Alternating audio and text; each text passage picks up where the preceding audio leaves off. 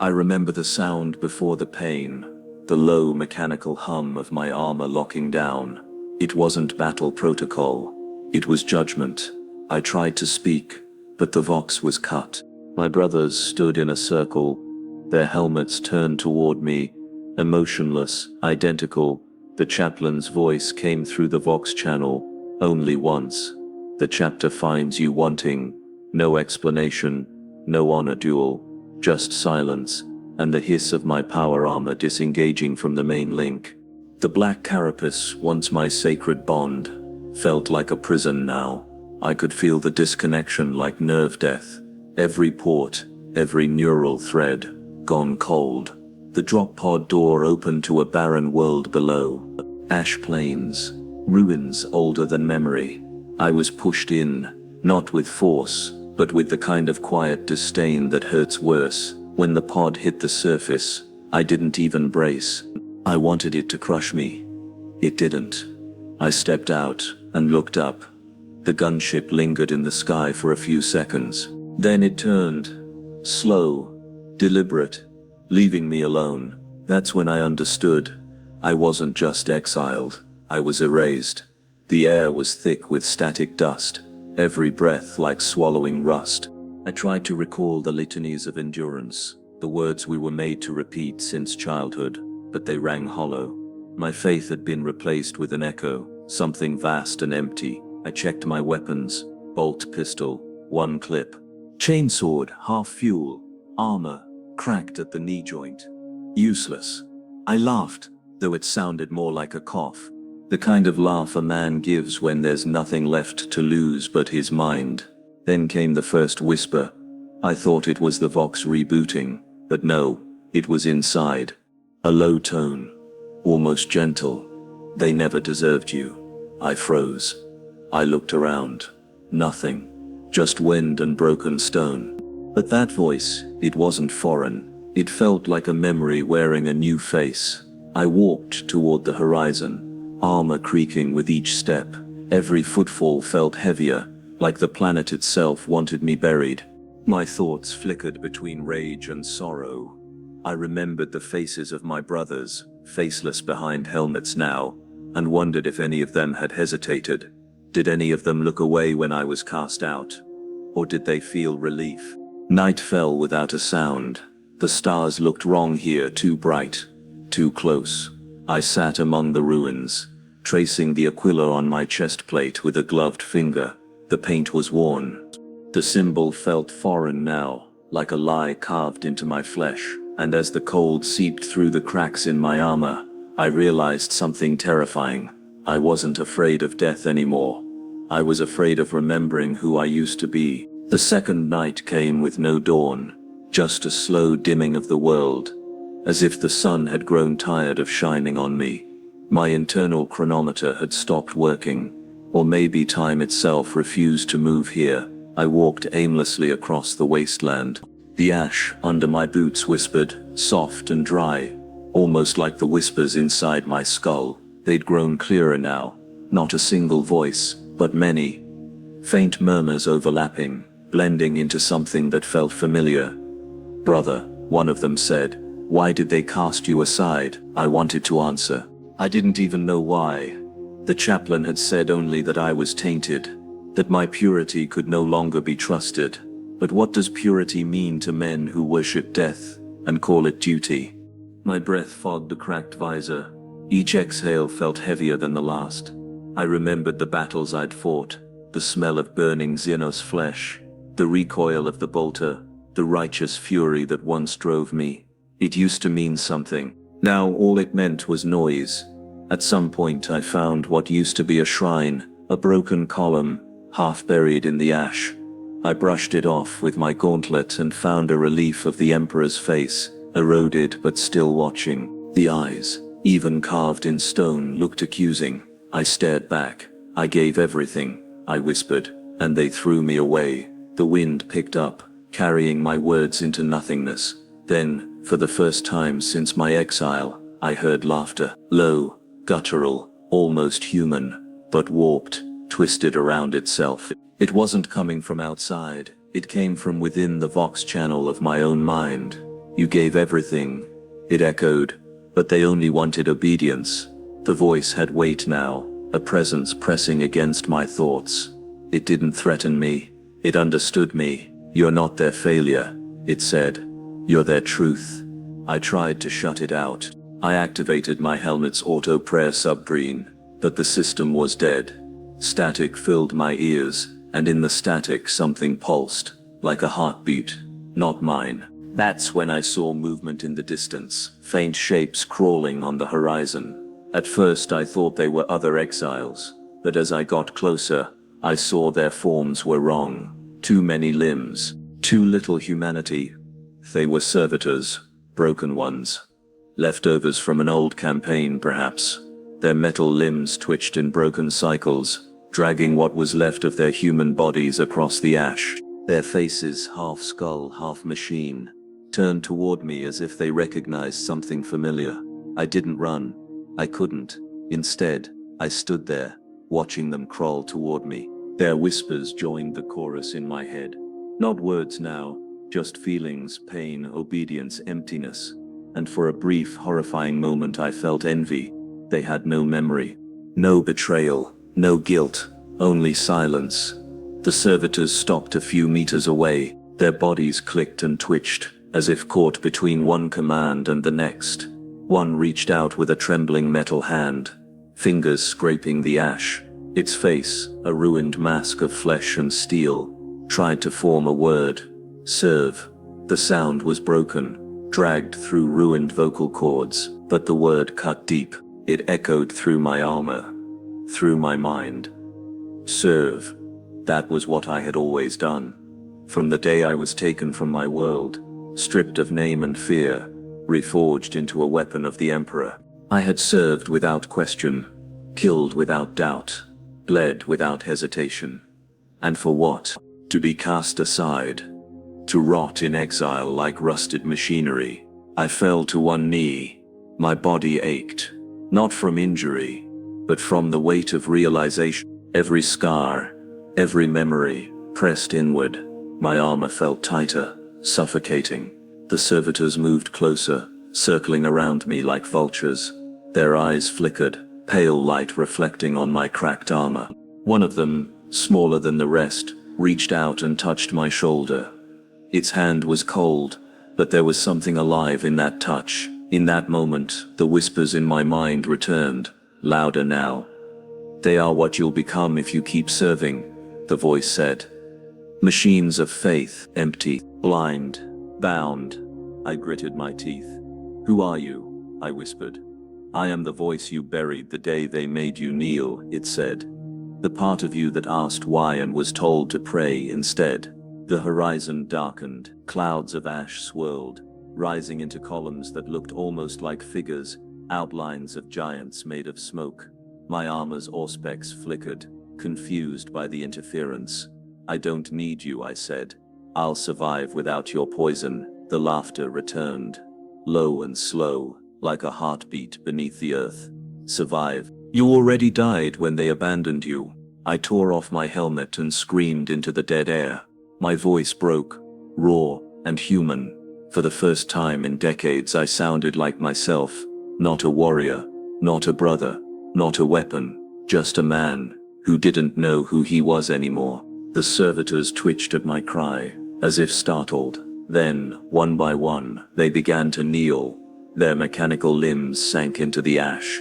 The small one that had touched me bowed its head, a faint hum rising from its broken chest unit. For a moment I thought they were worshipping me. The idea disgusted me and thrilled me. And that's when I felt it, deep in the back of my skull, a pulse, like a heartbeat that wasn't mine. A presence crawling through my veins, spreading warmth and sickness all at once. The voice whispered again, gentle this time. Do not fight it. You've already been chosen. The ash shifted beneath my feet. The air grew thick, sweet, foul, and somewhere in the distance, I heard the sound of flies. At first, I thought it was the wind, a faint murmur slipping through the cracks of my helmet, brushing the edge of my thoughts. But it wasn't the wind. It was too rhythmic, too alive. The sound pulsed, slow, wet, deliberate, like breath pushing through rotting lungs, and beneath it, the low drone of wings, not many at first, just a few, then more, then thousands. I could feel them crawling under my skin before I even saw them, tiny movements, like nerves twitching. I pulled at the seals of my armor, clawed at the neck joint until I managed to wrench the helmet off. The air hit me, hot, damp and full of the smell of spoiled blood. The horizon had changed again. What had once been ash and ruin now shimmered with a sickly green light. The ground wasn't still anymore. It swelled and pulsed, soft like the belly of some dead beast, and from it came laughter. Not cruel, not mocking, almost fatherly. It was then that I saw them, the flies, big as fists, their bodies glistening with oily light. They swirled above me in a slow spiral, moving as one, forming shapes that broke apart before my eyes could focus. And through the hum of wings, a voice pressed into my head again. "Don't be afraid, child. You've carried pain long enough." I froze. My breath came fast and shallow. "Who are you?" I managed to say. "You've known me your whole life," the voice said softly. "Every time you bled for others, every time your faith gave nothing back. I was there, watching, waiting." A warmth crept through my body. My pain, the bruises, the cracks in my bones, the endless fatigue began to fade. But in their place came a strange heaviness, a pull toward the earth. I looked down and saw that the ash around me had turned into a thick, oozing sludge. It clung to my boots and hissed against the ceramite, eating into the metal. I tried to step back, but the ground held me fast, like fingers gripping my ankles. The servitors were gone. Or maybe they'd never been there. In their place were shapes moving beneath the slime, human outlines, struggling, reaching upward. Each time they surfaced, I caught glimpses of faces, broken, eyeless, smiling through the rot. The voice whispered again. "You fought for purity, for order, but what did it give you? Emptiness, pain, silence." The air thickened until it felt like I was breathing through water. "Now, I can give you peace." I fell to my knees, my vision blurred, the edges melting into a haze of green and gold. For a heartbeat, I thought I saw a figure standing before me, enormous, cloaked in decay and kindness. A god of ruin, smiling like a father who never left. Then the flies swarmed my face, and everything went dark. When I opened my eyes, I wasn't in the wasteland anymore. I was standing in a garden. The sky was soft green, almost beautiful. The air was warm, thick with the scent of wet earth, and something sweet, like fruit just past ripeness. Flowers the color of bruised flesh grew tall around me, their petals trembling as if they were breathing. I could hear laughter, low, rolling, endless laughter that somehow felt close and far away at once. For the first time in years, I didn't feel pain. My body was light. My armor was gone. I looked down and saw my skin, whole, clean, alive. A small child stood before me, smiling. He couldn't have been more than 6 or 7. His eyes were clouded, but he looked at me as if he could see right through me. "You made it," he said. "Father's been waiting." The name he didn't speak pressed itself into my mind. Nurgle, the plague god, the lord of decay. Every story, every catechism, every sermon of warning I had heard as an Astartes came rushing back, and yet I felt no fear, only warmth.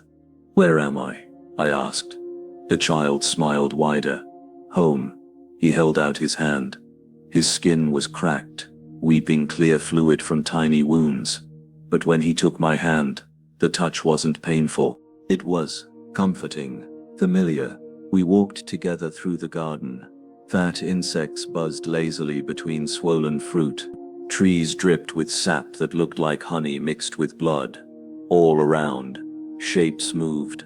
Men, women, creatures beyond words. Their bodies twisted, rotted, fused with vines and fungus. Yet every one of them was smiling. Some sang, some laughed softly. Some simply lay in the mud, whispering words of thanks. My steps slowed. "What is this place?" I asked. "It's peace," the child said. "No more orders, no more war, no more loneliness. Father takes the hurt away." He led me toward a great tree at the center of the garden. Its trunk was thick as a fortress wall, its bark glistening with rot. From its branches hung shapes like fruit, pale, human-shaped, slowly pulsing with breath. And at its base sat something vast, a figure so large it seemed to fill the entire horizon. Its flesh sagged like wax, its skin a map of boils and sores, and yet its eyes were kind. "Come closer, my child," the thing said. Its voice rolled through the air like thunder soaked in honey. My body moved without thought. The child let go of my hand and stepped back, disappearing into the vines. I stood before the God I had sworn to reject. And yet, all I felt was relief. "You have carried pain longer than you were meant to," Nurgle said softly. "Let me hold it for you." Something inside me cracked. Not my bones, not my flesh. Something deeper. And as I began to weep, the ground opened its arms and swallowed me whole. At first I thought I had fallen asleep. The warmth around me was heavy, like being wrapped in wet cloth. The soil beneath my body pulsed, alive, breathing in rhythm with my heartbeat. Every breath I took drew in the scent of rot, honey, and metal. I tried to move, but my limbs wouldn't respond. Something soft held me down, not chains, roots. They wrapped around my arms, my chest, my neck, gently at first, then tighter, as if afraid I might leave. Then I heard the whispers. Dozens of voices, male, female, childlike, ancient. They hummed just below thought, each one whispering the same phrase in different tones. "You're safe now. You're home. You're loved." I wanted to believe them. The Emperor forgave me. I wanted to believe. Images flickered in my head, my brothers in the chapter, our banners burning under alien suns, the screaming of the dying. I saw their faces, their blood, their faith, and then, slowly, their eyes began to rot away. Their armor melted into sludge. Their mouths smiled as worms crawled from them. I screamed, but the sound never left my throat. The vines filled my mouth, silencing me with sweet, thick sap that tasted like sugar and death. Nurgle's laughter rolled across the garden again, soft and amused. "Don't struggle, my child," he said. "Decay is just another word for rebirth." I wanted to pray. I wanted to curse him, but my thoughts slipped like oil on glass. Something was taking root inside me, inside my mind. Memories began to blur together. I tried to recall my name, but it dissolved, replaced by other sounds. Laughter that wasn't mine. Songs sung in languages I didn't know. My body began to change. I could feel it. My skin bubbled and split. My flesh pulsed like fermenting fruit. But the pain, it was distant now, muffled behind waves of euphoria. When I opened my eyes again, I wasn't lying down anymore. I was standing. The vines had become part of me, woven through my muscles, twitching when I moved. Shapes approached through the mist, servants of Nurgle. Some were swollen with disease, others were barely human. Yet they bowed as I passed, their mouths dripping black pus, their eyes filled with worship. One of them, a tall, skeletal figure, handed me a rusted weapon made of bone and metal fused together. "You are blessed," it said. "You are his now." I wanted to deny it, but when I looked into the reflection of my own weapon, I saw that I was smiling. My face had split open where the smile was too wide, and I could not stop laughing. The laughter grew louder, echoing through the garden until even the flies joined in, buzzing in harmony. I understood then what Nurgle's love truly meant. Not peace, not resting, eternal surrender, wrapped in the illusion of comfort, and I had already accepted it. There is no silence in decay, only layers of noise, each whispering something you almost understand. When my body stopped fighting, my mind was left alone in the quiet between heartbeats, and that's when I first heard them clearly. Not the flies, not the servants, But the others? Thousands of voices, millions, maybe, all speaking at once from within the same rotting choir. Each was distinct, a soldier's sob, a mother's lullaby, a child's laughter warped by fever. But together they formed something greater, a single endless note of devotion. That was the sound of Nurgle's garden breathing. I wanted to cover my ears, but I no longer had control. My hands twitched like puppets pulled by invisible strings. My armor had fused with my flesh. The ceramite creaked as I moved, the joints filled with thick yellow secretion instead of oil. Every step I took was slow, heavy, wet. "Do you hear them?" said a voice beside me. A figure stood where the mist parted, massive, cloaked in rags that glistened like mold. His face was hidden, but the flies orbiting him spoke for him, moving in words. "They sing because they have found peace," he said. "Each one was like you once, fighting, denying, but all songs end the same way, in the warmth of grandfather's arms." I stared at him and saw through the lies. His eyes glowed faintly under the hood, not with life, but with resignation. I realized with horror, he was one of us. A marine, long dissolved into something else. "How long?" I croaked. "Since you fell." He tilted his head. "Time doesn't pass here, only growth." He placed a hand on my chest. It sank slightly into my armor, as though my skin and metal were melting together. "You're almost ready," he whispered. "The choir awaits your note." I tried to pull away, but the vines in my spine tightened. My knees buckled.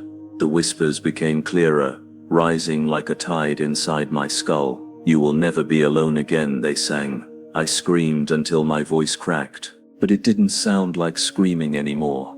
It sounded harmonious. Each shout found its place among the others, layering into the endless symphony. I felt something inside me snap, a filament of thought, a last thread of individuality, burn away like paper in acid. The mist swirled. The hooded figure stepped closer. "There it is," he said softly, "your song." And when I looked down, I saw my hands moving on their own, conducting the rhythm of rot. The choir followed, voices fusing into one monumental vibration that shook the ground beneath us.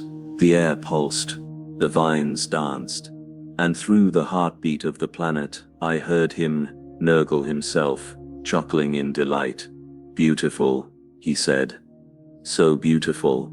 And the word beautiful echoed inside me until I forgot what it ever meant.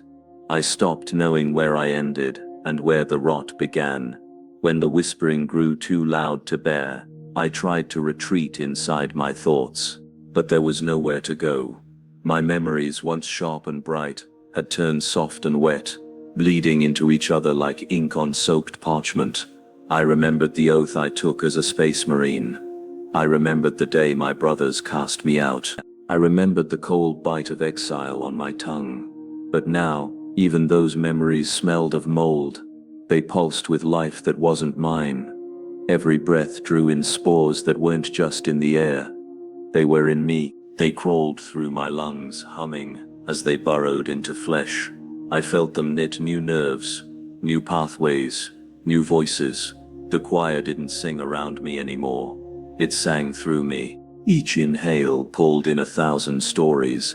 Each exhale released 1,000 sighs. I could see through their eyes.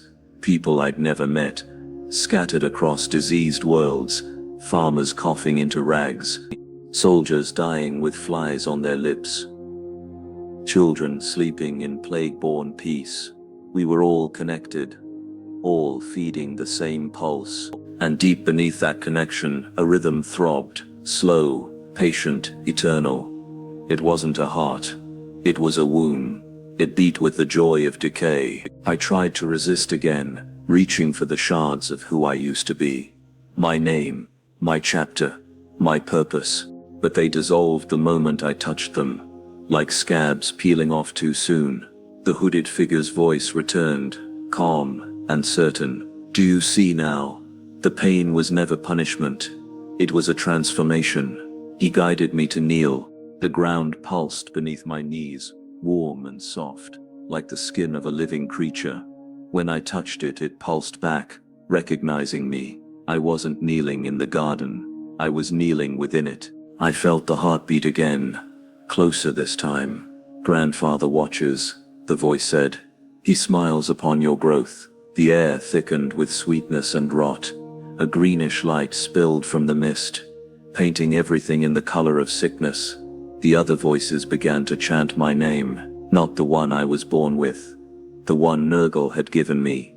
It wasn't a word, it was a feeling. Something between gratitude and surrender. And as they spoke it, I felt the last resistance inside me die. It didn't hurt anymore. It didn't matter. The pain became warmth. The fear became belonging. The loneliness became communion. I had become one note in the song, an endless gentle hum carried by every dying breath in the galaxy. And as the world pulsed around me, I realized something cruel and simple.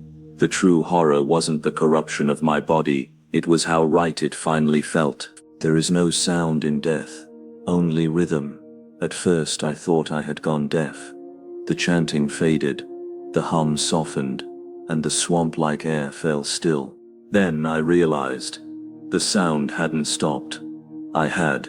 The world no longer needed to speak to me, because I had become part of its voice.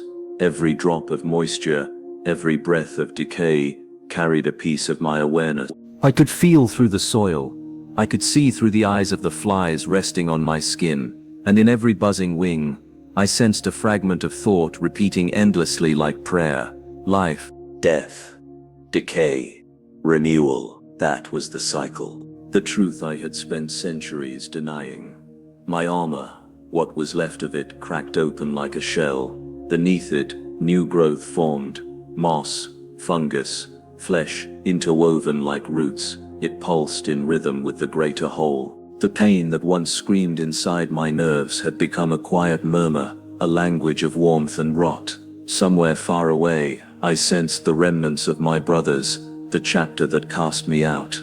I could still see their purity sigils, their polished armor gleaming beneath the false light of loyalty. I remembered how they turned their backs, calling me tainted. And now, I pitied them. They feared this truth. They feared what it meant to be part of something instead of ruling over it. They believed decay was the end, when in truth it was the only beginning that ever mattered. As that thought settled, I felt the presence again. The same figure cloaked in filth and calm. But now he wasn't before me. He was within me. His voice was no longer sound. It was pulse, movement, rhythm. You understand now, he said without words.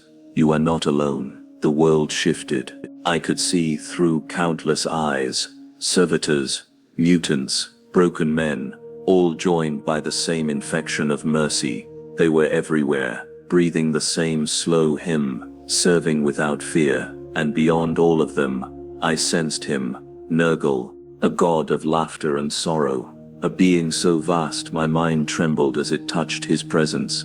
Yet there was no cruelty in it, only affection. The kind a father gives to a wounded child. He did not demand worship.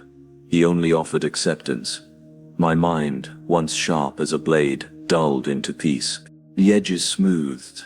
The thoughts slowed. I was no longer me. The air grew heavy with spores. My lungs no longer worked, but I did not need them. I was breathing through the garden now, through its rote, through its bloom. In the distance, the hollow choir began again. Voices layered upon voices, each a life surrendered to something greater. And I joined them, not in agony, not in fear, but in harmony, because the truth of my torment was never the pain of losing myself. It was the horror of realizing I never truly had a self to begin with. The first thing I remember after the merging was silence, but not the kind that brings peace. It was the silence before thought, before heartbeat, before self. I drifted in it like dust in still air. Then came the whisper. It wasn't a voice. It was the slow movement of rot through damp earth. It was the wet sigh of a corpse sinking into the soil. It was the garden speaking, and I understood it, not as sound, but as memory. Ancient, endless memory. Every drop of decay carried stories older than empires. I saw them bloom like mold across the walls of my mind. A farmer on a plague world, praying to the emperor as blight devoured his crops. A child, coughing black mucus, clutching her doll beneath a sky of ash. A dying soldier, crawling through mud that smelled of blood and iron. Each of them whispered the same thing, though none of them knew it. Save me, and the garden had answered. Not with light, not with healing, but with transformation. Their pain became nourishment, their death became soil, their despair fed something greater than themselves. As I watched, I realized this truth spread far beyond the small, decaying planet I once called home. The garden was not confined by ground or time. It existed everywhere Rot dared to touch. On hive worlds, in the lungs of the forgotten, in the rusting hulls of derelict ships drifting through the void, in the flesh of the dying, the broken, the unwanted. Everywhere that suffering lingered too long, it bloomed, and through it I could see. My new awareness stretched outward like roots crawling through reality. I saw the faces of those who had mocked me, those who once called me brother. I watched them through the cracks in their faith. I felt their disgust when they spoke my name, their fear when they saw infection spreading through the ranks. They thought they were purging corruption. They thought they were cleansing the weak, but what they burned only released more spores. What they silenced only made the whisper louder. I wanted to laugh, but the garden did it for me. It laughed through every cough, every creak, every shudder of the earth. The laughter wasn't cruel, it was patient. It had no need to rush. All things rot, sooner or later. And then, I saw something else. A face, hidden beneath vines of rot and bone. Eyes that gleamed with sickly light. Lips that didn't move, but spoke directly into the marrow of my being. You are my seed, it said, and through you, they will know the truth. The whisper became a wind, soft but unstoppable, carrying 1,000 more voices within it, pleading, crying, rejoicing. The garden was alive. And now, so was I. It began slowly, like the first breath, after drowning. The whisper turned into a pulse. I could feel it under my skin, behind my eyes, and deep in the ruined fragments of my soul. Each beat was a reminder. I no longer belonged to flesh or faith. I belonged to the cycle. The garden showed me things, not with sight, but through sensation. When I closed my eyes, I felt the entire world breathing. Planets suffocating under pollution, cities choking on waste, soldiers rotting inside armor they never removed. Everywhere the same truth grew. Decay is not the end, it's renewal. The garden spoke through images, a hand of bone lifting a seed, a battlefield blooming with fungus where corpses once lay, a sunken cathedral whose saints were now covered in moss and mold. I walked through these visions as though in a dream, guided by something vast and tender. It didn't demand worship.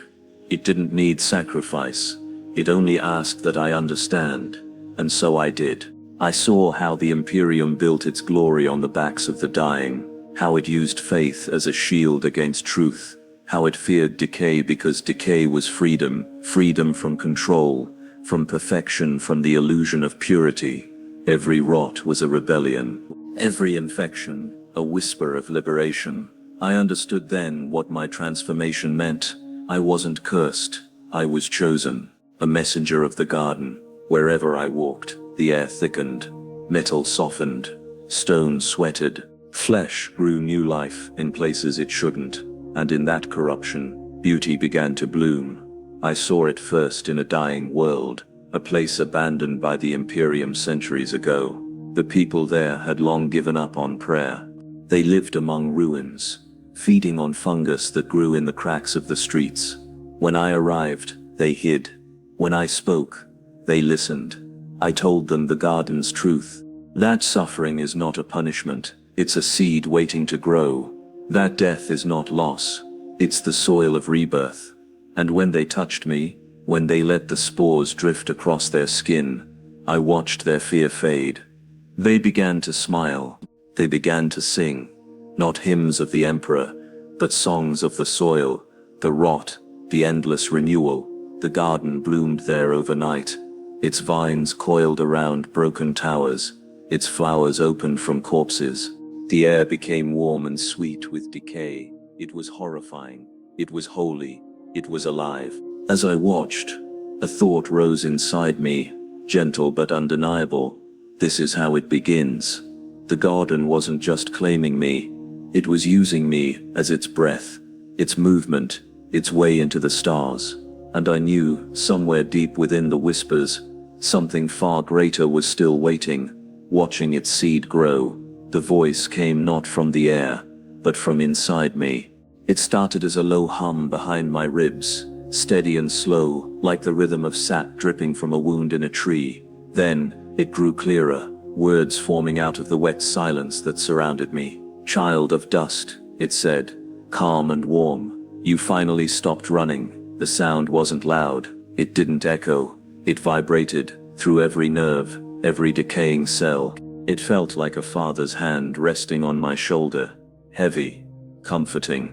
I tried to speak, but my throat only produced a thick, bubbling sound. "You do not need to speak," the voice continued. "The garden listens through your breath, your blood, your breaking." Then I saw it. Not with my eyes, but through every living part of me. The garden moved. The vines shifted. And from the deepest shadow came him. Not a monster, not a god in the way mortals understand. He was immensely wrapped in warmth, a vast pulsating mass of life and death in perfect balance. His skin was cracked and wet, crawling with tiny creatures that fed and sang and died all at once. His smile was enormous, kind and terrible. When he looked at me, I felt everything I'd ever been. Every battle, every loss, every prayer screamed into the void. "My little one," he said, "you feared the end, but the end is only the beginning of my love." I wanted to fall to my knees, but I had no knees left. My body had long become something else. Part armor, part fungus, part memory. "Why me?" I asked, not with words, but with thought, trembling like a candle in the dark. "Because you broke," he whispered, "and only what breaks can bloom anew." That sentence split through me like sunlight through mold. Every part of me felt it, my old faith, my guilt, my hate. They all began to dissolve, replaced by a thick, quiet peace. The vines around me curled tighter, not to choke, to hold. They pulsed with the same rhythm as his voice. Each pulse filled me with warmth, with life that wasn't mine. I could see now, across the stars, worlds trembling under the same touch, ruined cities breathing again through overgrowth, desolate moons reborn with luminous fungus, legions of mortals and beasts alike whispering his name not in fear, but in gratitude, for in their decay they found purpose. In their rot, they found belonging. And as I looked upon my God, I understood something final and terrible. I was no longer his servant. I was his echo, his will, his seed carried through the flesh of a dying galaxy. The voice faded into silence, but the hum remained. The pulse of the garden, the heartbeat of Nurgle, endless and slow. And with that, I smiled for the first time in centuries. Because the torment was gone, there was only peace. I woke inside a storm. Green clouds swirled over a dead world. Lightning flashed through them, tinting the color of infection. Each bolt struck the ground and split the soil open, letting the garden beneath breathe. My feet sank into it, soft, pulsing earth that moved like the inside of a lung. Spores drifted through the air, glowing faintly. I breathed them in, without fear. They tasted of sweetness and iron. Around me, imperial ruins leaned like broken ribs. Once, this had been a fortress world. Grey towers, banners of the Aquila, pride in every stone. Now, it was quiet. Not ruined, but transforming. From the cracks in the streets came vines of flesh and moss. Statues wept resin. Air shimmered with heat and humidity. Everywhere I looked, life and death danced together, rotting, growing, changing, and in the middle of it all, I stood, half man, half plague-born saint. A figure stumbled from the shadows, an imperial guardsman, armor corroded, eyes wild. He raised his last gun, hands trembling. "Stay back," he screamed. "In the Emperor's name." His words choked off as he saw my face. Or what was left of it. I didn't move to attack. I only reached out a hand. His gun slipped from his grasp. He fell to his knees, weeping. Not from pain, but from something deeper. Recognition. "You're sick," he whispered. "You're sick." I knelt beside him. "Yes," I said softly. "And so are you." He looked up, eyes wet with terror. But when my hand touched his shoulder, the rot spread, not as a curse, but as release. His skin cracked, his veins turned luminous green, and his breath steadied. He stopped shaking. He smiled faintly. "It doesn't hurt," he said, voice fading. "It never does," I told him. "Not after the first breath." He slumped forward, his body already sinking into the warm soil, feeding the roots below. From where he fell, a flower grew, translucent, pulsing, beautiful. I stared at it for a long time. I felt no guilt, no victory, only peace. Above, the clouds parted. For the first time I saw the stars again. They looked dimmer than before, smothered by the endless haze of corruption, but they were still there. And I thought of my old brothers, those who still served the Emperor, the ones who would hunt me now. They would call me abomination. They would pray to their corpse god to erase me. But they would not understand. Decay was not death. It was mercy. I turned toward the horizon. The hum of the garden followed me, soft, deep, eternal. There were more worlds waiting, more soil to soften, more souls to set free.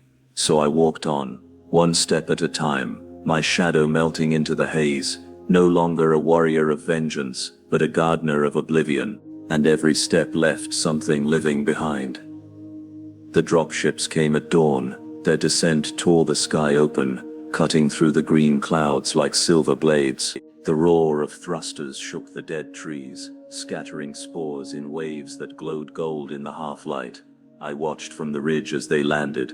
Dozens of armored figures poured out, disciplined and precise. The Imperial Aquila still burned bright on their pauldrons, untarnished by time or guilt. My old brothers, the Iron Talons. Even through the fog I could tell which one led them, Captain Varanth. Once I had followed his voice through 100 wars. His commands had been gospel, his judgment final. Now he stood below, shouting orders I could still hear through the storm. "Fan out, burn the rot, purge the infection." His voice was iron, unbroken. The others answered in unison. For the Emperor, their faith was on fire. My faith was decaying. We would meet in the middle. I walked down from the ridge, unarmed. The soil pulsed beneath my boots, alive and listening. Around me the air shimmered. Heat, spores, memory. One of the Marines spotted me first. Contact. Bolters rose. I did not run. Their first volley hit my chest, each round bursting with white-hot impact.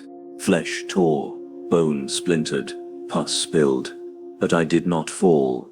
The wounds closed before they could finish tearing open, threads of wet moss sealing them shut. They hesitated. I kept walking. Then Varanth saw me. His helmet turned my way, eyes glowing like burning coins. "Identify yourself," he roared. "I was your brother once," I said quietly. My voice carried farther than it should have. "You called me Marius." He froze. Even through the mask I could feel the old recognition like an ember under ash. "Marius is dead," he said. "Then let the dead speak," I replied. Around us the spores began to thicken, swirling in lazy patterns. The ground softened, turning into something warm and breathing. One Marine stumbled as his armor started to corrode, tiny vines pushing through the joints. Another dropped to his knees, gasping as his helmet visor fogged from inside. Varanth shouted, "Hold formation, hold." His voice broke into static. I stepped closer, and the air between us shimmered. He tried to raise his weapon, but the weight of it trembled in his hands. His armor was cracking, the ceramite splitting to reveal pale skin beneath, skin that pulsed, alive with something new. Don't fight it, I whispered. It's not death. It's freedom. He stared at me through the failing lenses. And for one heartbeat, I saw the man he used to be. The man who had once laughed with me after battle, shared silence before dawn, prayed for the same false mercy. I won't become you, he said. You already have, I told him. He screamed, not in pain, but in understanding. And then the rot took him. His body fell, and the soil welcomed him home. Behind him, the others laid down their weapons, one by one, as the spores began to sing. When the last of my brothers fell silent, the battlefield itself began to breathe. Every inch of ground pulsed in rhythm, slow, deep, alive.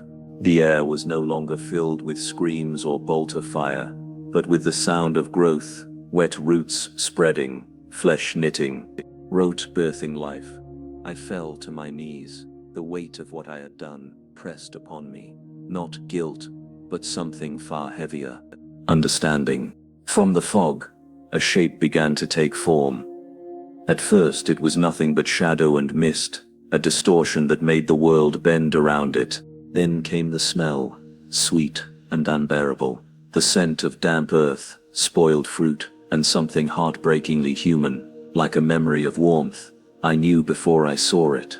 He was here, the Lord of Decay, the father of Rot, grandfather Nurgle, but he did not descend with thunder or terror. He bloomed, a vast, decaying garden unfolding from the fog.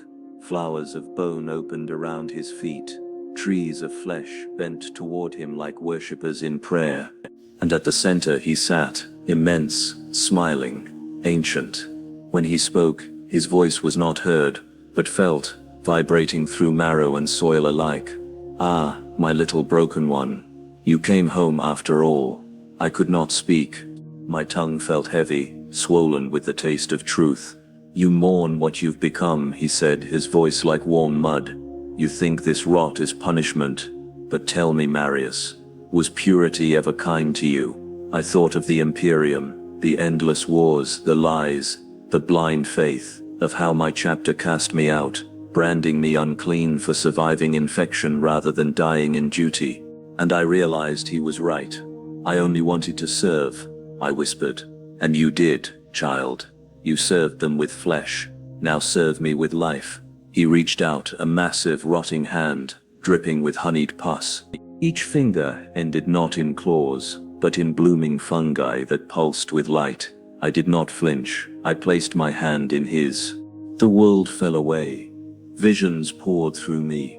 Worlds overgrown, ruins turned to forests, corpses birthing creatures of color and light. It was not destruction. It was renewed. The Imperium called it corruption, because they feared what they could not control. But Nurgle's gift was not an ending. It was the only continuance that mattered. When I opened my eyes again, I was kneeling before him, no longer armored, no longer human. Flesh and moss intertwined along my arms. My heartbeat pulsed in sync with the soil. Do you see now, little one? He murmured. Even rot has purpose. Even sorrow can bloom. Tears fell, though my eyes were gone. Yes, father, I said softly. I see. His laughter rolled like thunder, warm, endless, and strangely loving. And as it echoed across the dying world, I understood the final truth of the plague god's gift. Decay is not death. Decay is mercy.